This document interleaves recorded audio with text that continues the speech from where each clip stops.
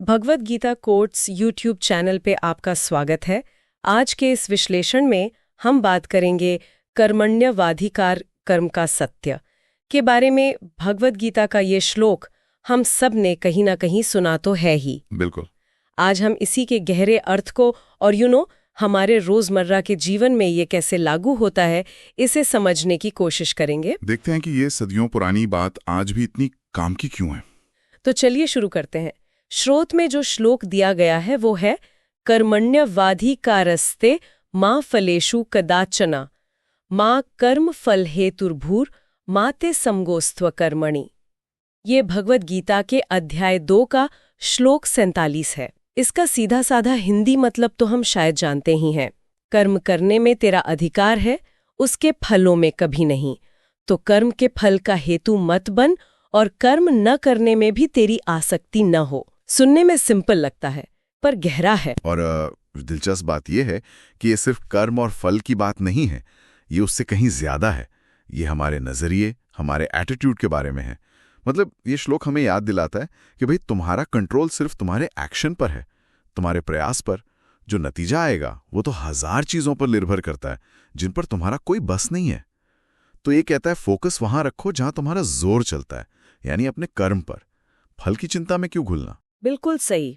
और इसी बात को समझाने के लिए श्रोत में एक बड़ी अच्छी कहानी दी है, रोहित की कहानी।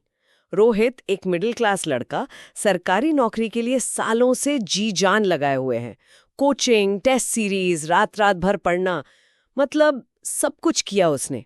लेकिन हर बार वही ढाक के 3 पात, फेल।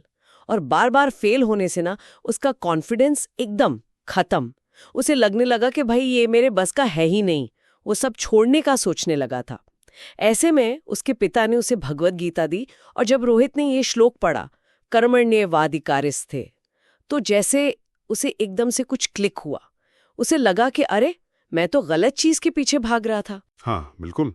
उसके लिए ये सिर्फ शब्द नहीं थे, ये पूरा एक पर्सपेक्टिव शिफ्ट था एक तरह से। श्रोत बताता है कि उसने सोचा, मेरा काम है पूरी ईमानदारी से, पूरी लगन से कोशिश करना।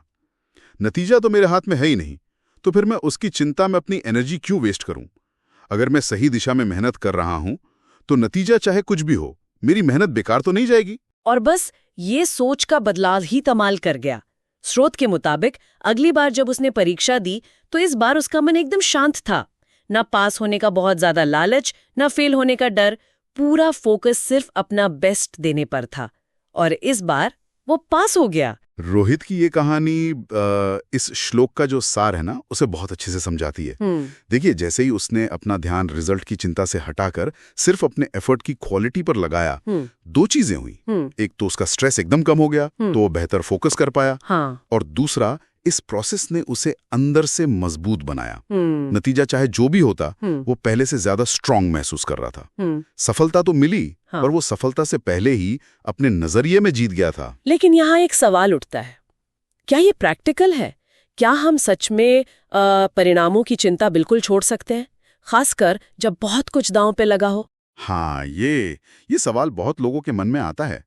देखिए, मां फलेषु कदाचन का मतलब ये नहीं कि आप बिल्कुल लापरवाह हो जाएं या कोई लक्ष्य ही न रखें। इसका गहरा मतलब है परिणाम से अनासक्त होना, डिटैच्ड होना। अच्छा, अनासक्त? हाँ, यानी उस रिजल्ट के साथ इमोशनली ऐसे न जुड़ जाना कि अगर वो न मिले तो आप बिल्कुल टूट ही जाएं। ये कर्म के प्रति उदासीनता नहीं है, बल्कि परिणाम की चिंता से मुक्ति है। और जब चिंता हटती है ना, तो कर्म अपने आप सुधरता है। अच्छा, तो ये अनासक्ति या डिटैचमेंट, ये एक तरह की मेंटल फ्रीडम है, मानसिक स्वतंत्रता। बिल्कुल बिल्कुल। ये आपको डर और लालच के बोझ से आजाद करती है।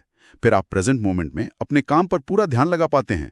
श्रोत का भावार्थ भी यही कहता है कि जीवन का एक बड़ा सच यही है, हमारे हाथ में सिर्फ कोशिश है, परिणाम अनिश्चित है।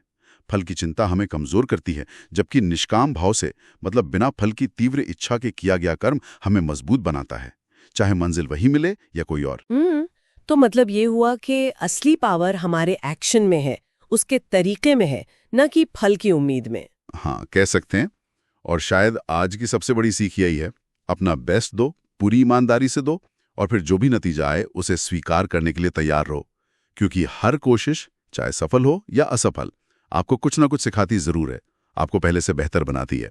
कोशिश करने वाला असल में कभी हारता नहीं है, वो सीखता है और मजबूत होता है। तो इस पूरे विश्लेषण का निचोड़ यही है कि हमें अपनी एनर्जी अपने कर्मों को ठीक करने में, उन्हें बेहतर बनाने में लगानी चाहिए, न कि उन कर्मों के फलों के बारे में चिंता करने में।